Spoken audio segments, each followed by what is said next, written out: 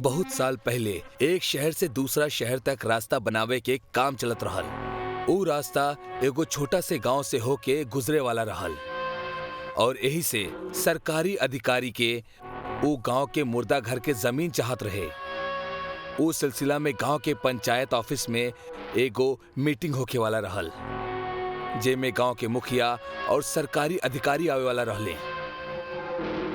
मुखिया ता पंचायत ऑफिस में जल्दी ही पहुंच गई रहे, पर सरकारी अधिकारी अब अभी तक ना आयल रहे। थोड़ा ही देर में अधिकारी भी वहीजा आ गए। आई आई, हमार गांव में आपके स्वागत है सर जी। धन्यवाद मुखिया जी। आई बैठी, कहीं का काम कर सके नहीं हम आपके खातिर। देखिए मुखिया जी, आपके तो पता ही बाकी आपके गांव में जौन मुर्दा घर बना ओकर जमीन सरकार के रास्ता बनावे के खातिर चाहिए। वो रास्ता के फायदा आप गांव वालन के भी होके वाला बा और जैसन भी बा, पर आखिर में सरकारी काम हा। यही से हम चाहता नहीं कि आप इनमें कुछ बाधा ना डाली। यही आपके खातिर और ई गांव के खातिर बेहतर होगी। अरे हम काहे बाधा डालब सर जी, बस विधायक जी से कह के हमार लड़का के काम करवा दी जी। वो टेंडर के काम? हाँ बिल्कुल सही पकड़ ले बानी आप। बस वो टेंडर दिलवा दी। हम ही गांव वालन के समझा दे अब कि मरल लोगन के वो कहीं और दफन कर दे जी। वो टेंडर के तो हो जाई, आप चिंता मत करी। हम कल ही विधायक जी से बात कर ले बानी, वो मान गए बाड़े। तो कल से काम शुरू कर सके नहीं हम? अरे खुशी से कर सके नहीं, केहू ना रोकी आपके। मीटिंग खत्म करके दोनों अपना अपना काम पर चल गए। अगला दिन से अधिकारी के देख रेख में काम शुरू हो गई। गांव वाला भी खुश रहले कि अब उनकरा एगो अच्छा और पक्का रास्ता मिल जाई। पूरा दिन बिना रुके काम चलत रहल। बड़ा बड़ा मशीन मुर्दा घर पूरा तरह से उधेड़ देहलस। हर तरफ बड़ बड़ गड्ढा कर देले। ओ दिन जमीन से बहुत सारा कंकाल बाहर निकलल। उस सारा कंकाल के जलावे के खातिर एक जगह पर इकट्ठा कर दिहल गई। पहला दिन के काम पूरा हो चुकल रहल। रात के सारा मशीन बंद हो गल रहे और सारा मजदूर सो चुकल रहले। दूसरा दिन अधिकारी और मुखिया काम देखे खातिर अइले तो ऊ हैरान रह गए। कल जौन जमीन मशीन उधेड़ देले रहल, आज ऊ बिल्कुल सपाट रहल, जैसे कुछ भइल ही ना होके। सारा गड्ढा मुंद गल रहल और कंकाल भी अपना जगह पर ना रहले। अरे मुखिया जी, हमने तक काम शुरू कर देले रहनी और बहुत सारा कंकाल भी निकलले रहनी, जो न भेजा नहीं खे। हमरा तो कुछ समझ में ना रहल बा। अरे कैसे हो सकेला? सर जी, कहीं जल्दी में आप दूसर जमीन तो ना उधेड़ देले? अरे ई का बोल रहा बानी? हमने इतना बड़ गलती कैसे कर सके नहीं? फिर ये सब कैसे हो गई? अधिकारी सोच में पड़ गई और वो अपना सारा मजदूरन के फिर से काम करे के आदेश देलस। पूरा दिन जमीन खोदे के काम चलत रहल, पर ई बार उनकरा एक भी कंकाल ना मिलल। सारा मजदूर और अधिकारी हैरान हो गए। रात के फिर से काम बंद करके सब सुत्ते खातिर चल गए। अधिकारी जहाँ रुकल रहल वो एगो छोटा सा घर रहल। वो वहाँ आराम से सुतत रहल। अचानक केहू ओकर दरवाजा खटखटौलस। वो हड़बड़ा के उठल। इतना रात गए के आयल हुई। अधिकारी जल्दी से दरवाजा खोले गए। वो दरवाजा खोलस तब बाहर मुखिया बहुत ज्यादा डरल खड़ा रहे। अरे काबिल मुखिया जी, आप इतना डरल काहे बाड़े? सर जी, जल्दी से हमरा साथे चली, बहुत बड़ गड़बड़ हो गई बा। अरे लेकिन भइल का, आप खुदे देख ली। लेकिन कहाँ जाए के बा ई तो बताई। हम आपके रास्ता में सब कुछ बता दे। आप पहले जल्दी से हमरा साथे चली। मुखिया और अधिकारी दौड़त दौड़त मुर्दा घर के पास अइले। अधिकारी हाफत हाफत यहाँ वहाँ देखे लागल। सब मशीन बंद रहल, चारों तरफ सन्नाटा रहल, गड्ढा भी वैसने के वैसने रहल। अरे का भेल मुखिया जी? आप कहत रहले कि सब पहले जैसा हो गइल बा, पर यहाँ तो सब कुछ ठीक बा। मुखिया सामने देखत देखत बड़ा ही शांत स्वर में बोलस। सर जी, कुछ लोग आपसे मिलल चाहता रे। के?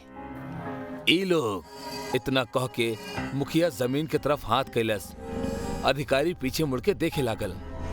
जैसे ही मुखिया हाथ बढ़ौलस, जमीन से आत्मस्वरूप कंकाल बाहर आवे लागल।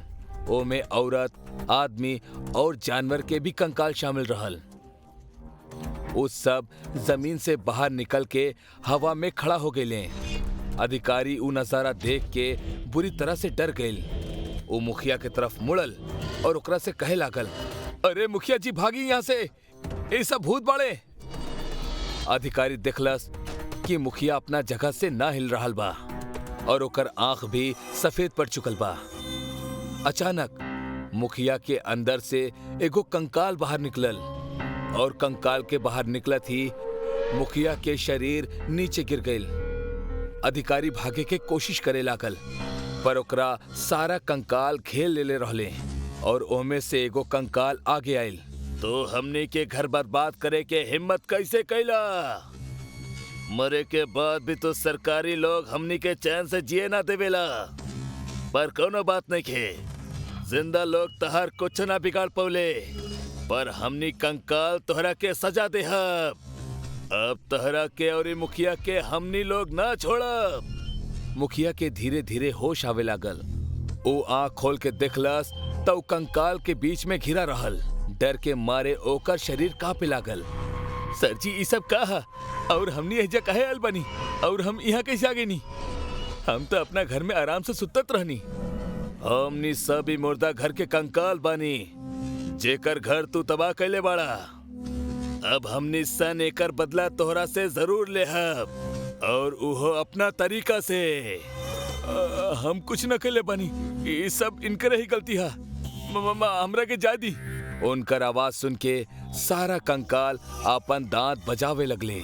दांत की आवाज सुन के मिट्टी के ढेर अपने आप थरथरा के गड्ढा में गिरे लागल और गड्ढे के मुंदब शुरू हो गई।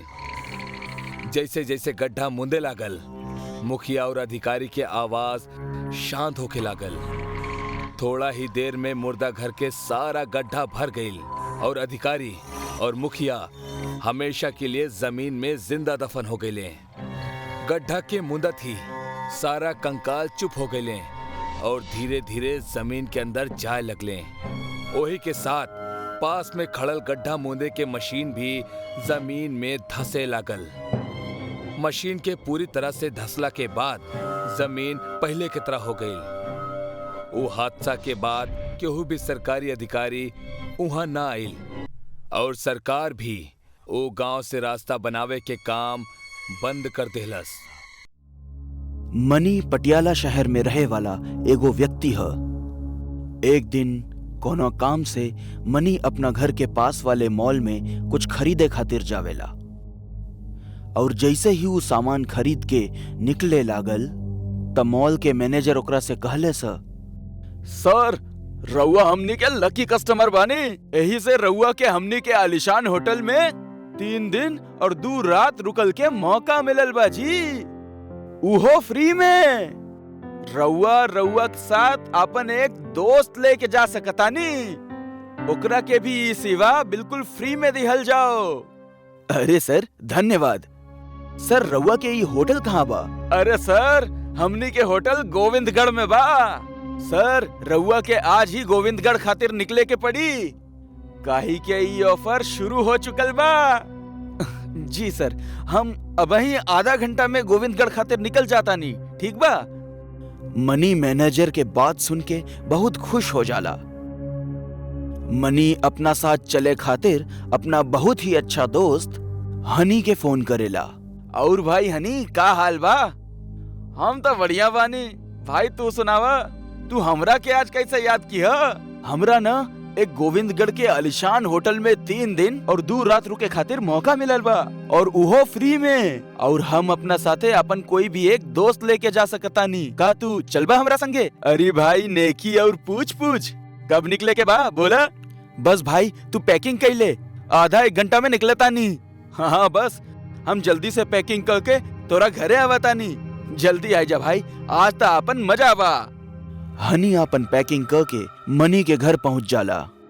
मनी के घरे पहुंचते ही वो दोनों एक गाड़ी में बैठकर गोविंदगढ़ खातिर निकल पड़ले। जब दोनों गोविंदगढ़ के आधा रास्ता तक पहुंच जाले तो अचानक बारिश शुरू हो जाला।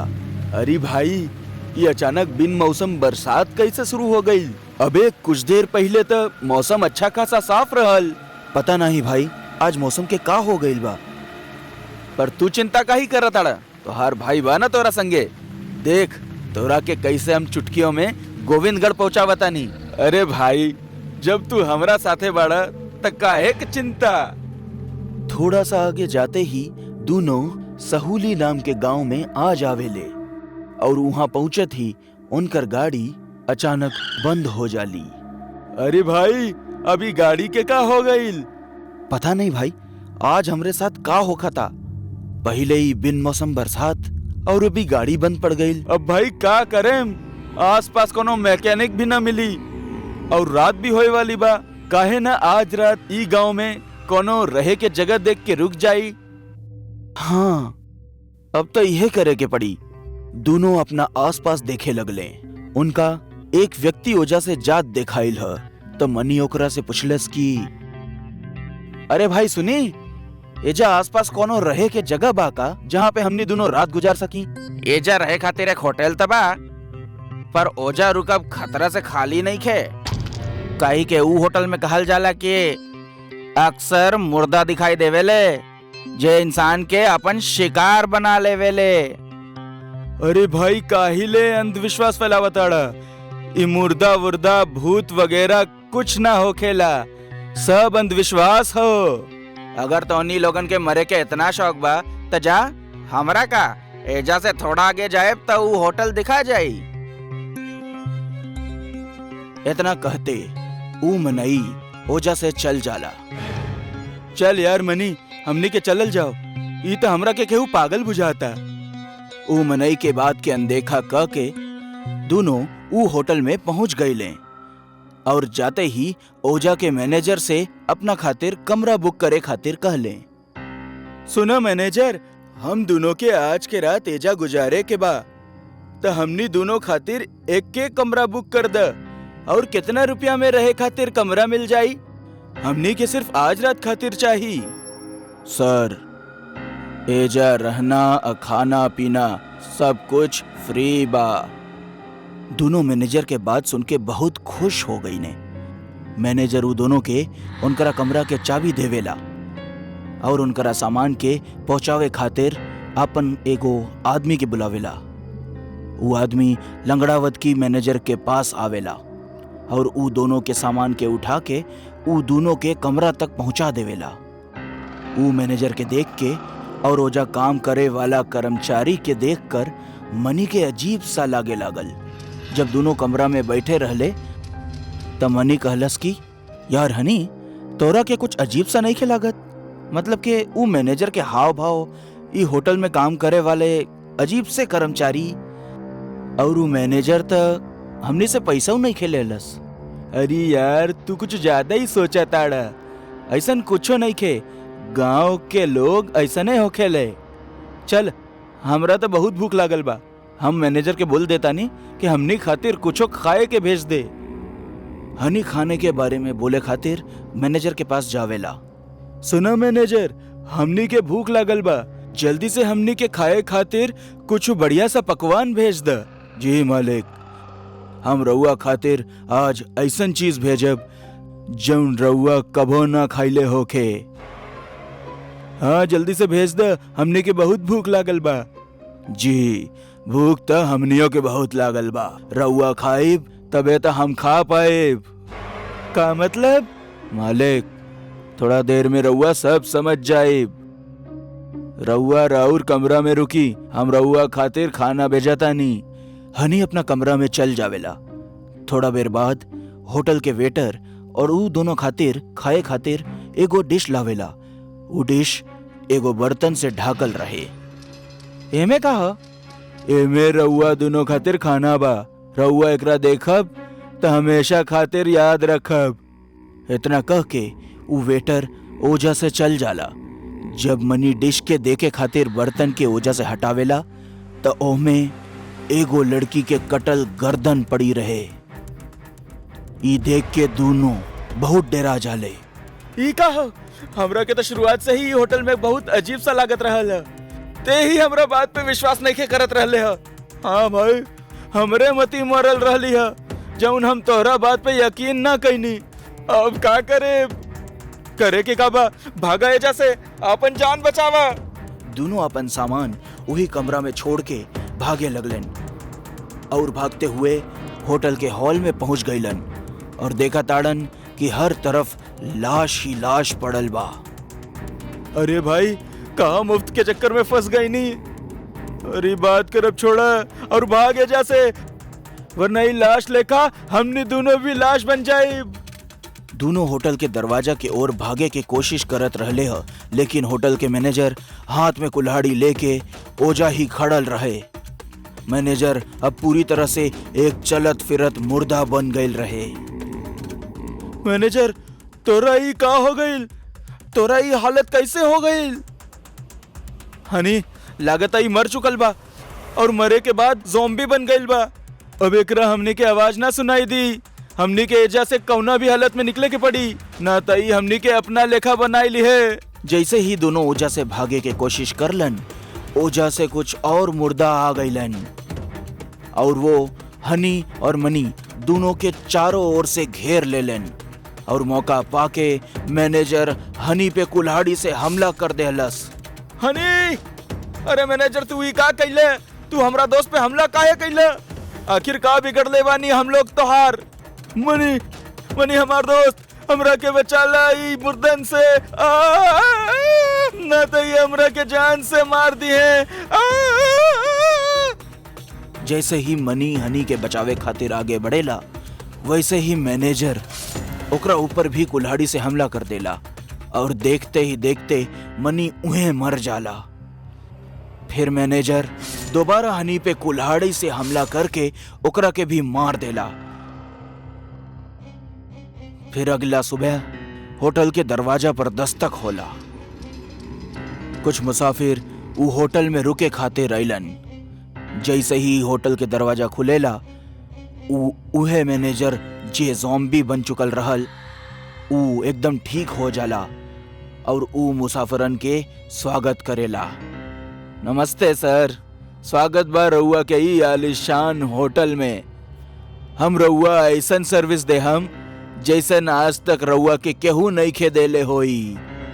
जैसे ही मुसाफिर अंदर गईलन, तो वहां पर सब कुछ ठीक हो जाला। ना ही कोनो लाश रहले हा और ना ही खून के एक बूंद ओजा रहले हा। और हनी और मनी, जिनका मुर्दा लोग मिलके मार देले रहलन, वो भी एकदम ठीक हो गईलन और वही होटल में कर्मचारी बन के साफ सफाई करत रहले हा।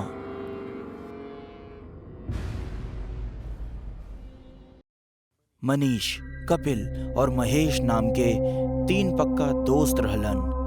मनीष के शादी होके वाली रही। यार मनीष, हमनी खातिर कुछ अच्छा इंतजाम करावा।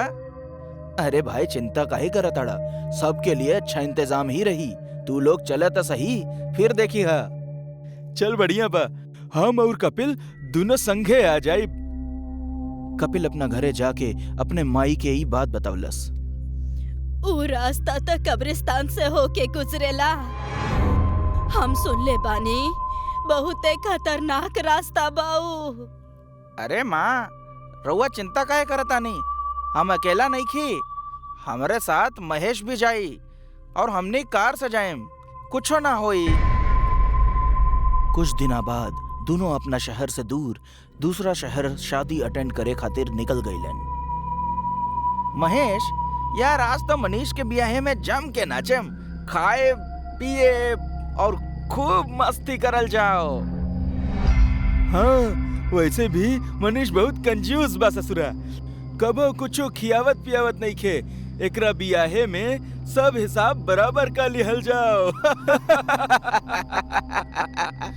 सही कहा ताड़ा भाई। वैसे पता बा, हमार माई कहत रहली ह, ई रास्ता बहुत खतरनाक बा। का सच में? अरे नहीं, हमनी के कौन एजा घर बसावे के बा, शांति से निकल जाएम। दोनों आगे बढ़त रहले हा, तबे अचानक गाड़ी बंद हो जाला। अरे यार, अभी गाड़ी के का हो गई? पता ना, चल उतर के देखल जाओ। दोनों गाड़ी से उतरकर गाड़ी के देखे लगलन। एक काम करल जाओ, हम गाड़ी चलावे की कोशिश करता नहीं, तू पीछे से धक्का मार। दोनों कार चलावे के बहुत कोशिश करे लगलन, लेकिन कार नइखे चालू भइल। हमरा नहीं के लागत कि अभी कार चले वाली बा, लागत है केहू मैकेनिक के बुलावे के पड़ी। अब इतना रात में मैकेनिक कहाँ मिली हमरा के? वैसे भी ये जगह हमने खातिर एकदम नहीं बा। इजा के बारे में हमने के कुछ नहीं के पता। तू कार के पास रुका, हम थोड़ा आगे जाके देख के आवता नहीं, कहीं कोनो मैकेनिक मिल जाए। ठीक बा, मगर जल्दी आई हा। थोड़ा देर बाद कपिल कार के पास वापस आइल। अरे कपिल, का भइल? मैकेनिक मिलल का? मैकेनिक? ना, कोनो मैकेनिक ना मिलल। तो अब हम का करेब? हाँ, एक काम हो सकेला, केहू से लिफ्ट मांगल जाओ और शादी में पहुंच जाओ, फिर बाद में गाड़ी बना लेहल जाओ। चली हो, ठीक बा। दोनों लोग लिफ्ट मांगे लगलन, लेकिन केहू उनका के लिफ्ट नहीं खे देहलस। तबे महेश के कुछ अजीब सा आवाज आवे लागल। यार कपिल, तोरा के कुछ अजीब सा आवाज सुनाई दिखल का? ना, हमरा के तो कुछ नहीं के सुनाई दिहल, और तू एकदम शांत रह। डेरात का ही बड़ा। तबे महेश के नजर एक बोर्ड पे पड़ल, जौन काफी चमकत रहले हा। कपिल, वो देख। अरे का? सामने देखा, बोर्ड पे कब्रिस्तान लिखल बा। एकर मतलब हमने के कब्रिस्तान के पास बानी। तू का हो गईल? तू चुपचाप काहे नहीं के रहेला? हमने के कब्रिस्तान में नहीं के जाए के, हमने के लिफ्ट के इंतजार करता नहीं। तू एजा चुपचाप खड़ा रह और लिफ्ट मांग, फालतू के डरवावा जिन। थोड़ा देर बाद बहुत जोर जोर से अजीब अजीब आवाज अब शुरू हो जाला। बोल कपिल, कभी भी तोरा अजीब अजीब आवाज नहीं खे सुनाई देत? हाँ यार, अब तो हमहू के अजीब अजीब आवाज सुनाई देता। महेश, चल हमने के एजा से दूर चलल जाओ। हाँ ठीक बा, चल। दोनों ऊजा से भागे लगलन। तबे रास्ता में उनका के एक बूढ़े बाबा दिखाई देहलन। का भइल बच्चा, काहे भागा ताड़ा लोग? बाबा, हम अबे रउआ से बात नहीं कर सके, हमने के माफ करी। बच्चा, ये बहुत खतरनाक जगह बाटे, एजा तू लोग सुरक्षित नहीं खे। हम तू लोग के एक रास्ता बतावतानी, ऊ रास्ता से जइहा। ओजा तू लोग सुरक्षित रहे। ठीक बा, बताई, जल्दी बताई। बाबा कपिल और महेश के रास्ता बतावे लगलन। वो दोनों आगे बढ़े लगलन। कपिल, बाबा एजा से ही दाएं मुड़े के कहलन, चलल जाओ। दोनों दाएं मुड़ गईलन और आगे गईलन। तबे देखलन कि ऊ दोनों वापस कब्रिस्तान के अंदर आई गईल बाड़े। ये का हो गईल? बाबा तब बतावले रहलन ये रास्ता सुरक्षित हुई, मगर वो तो हमने के कब्रिस्तान में पहुंचा देलन। जैसे ही दोनों भागे की कोशिश कैलन, चारों तरफ से घेराबंदी हो जाला और दोनों वही फंस जाले। लागता हम पूरी तरह फंस गईल बानी। बचावा, क्यों बचावा, हमने के बचावा। महेश बहुत चिल्लवलस, पर केहू भी ओजा उनका के बचावे नहीं खे आवल। कब्रिस्तान से अजीब अजीब आवाज आवे लागल। कपिल, का कोनो तरीका नहीं खे जौना से हमनी के एजा से भाग सकल जाओ? पता ना यार, हमरा तो कुछ समझ में नहीं खे आवत। तबे अचानक ओजा उहे बूढ़े बाबा आ गईलन, जे ऊ दोनों के रास्ता बतावले रहलन। बेचारा बच्चा लोग फंस गईला हमरा बात में आके। लगता तू दोनों के एजा से भागे चाहताड़ा। हमनी के एजा से जाए के बा, हम तोहरा के छोड़ब ना। पहला खुद के तो बचा ल, फिर हमरा के कुछ करिहा। कुछ लोग और वो बाबा के बतावल बात में आके कब्रिस्तान में आकर कपिल और महेश के साथ फंस गईलन। एजा से निकले खातिर हमनी के कुछ न कुछ तो करे के पड़ी। सभी बहुत प्रयास कैलन, लेकिन केहू ओजा से निकल नहीं खे पाइल। बूढ़ा बाबा गुस्सा में आ गईलन और कपिल के पकड़ लेला। अब तई गईल। नहीं, हमरा दोस्त के कुछ जानी करे हा। महेश बूढ़े बाबा के ऊपर एगो पत्थर चलावेला। ओकरा हाथ से कपिल छूट जाला।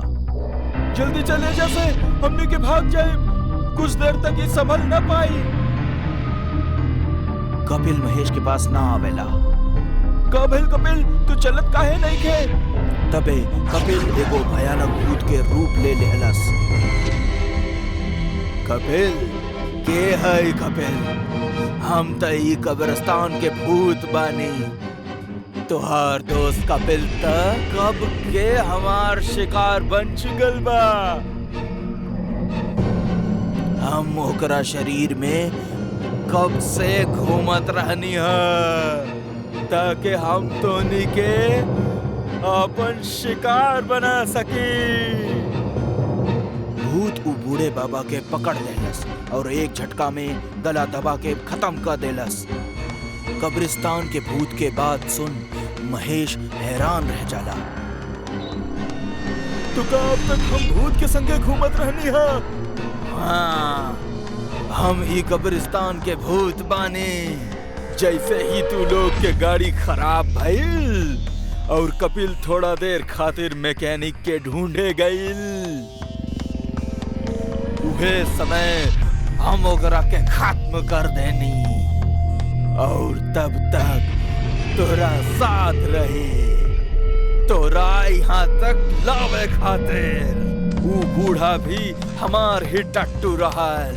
हम ओकरा के अपना काबू में कर लिए रहली। बचाओ बचाओ कोई हमरा के। कब्रिस्तान के भूत आगे बढ़ेला और महेश के साथ साथ बाकी सब लोगन के भी अपने साथ उठा के ले जावेला और सभी के अपन शिकार बना लेलस। दोस्त के ब्याह अटेंड करे आए महेश और कपिल कब्रिस्तान के भूत के शिकार बन के रह गए ने।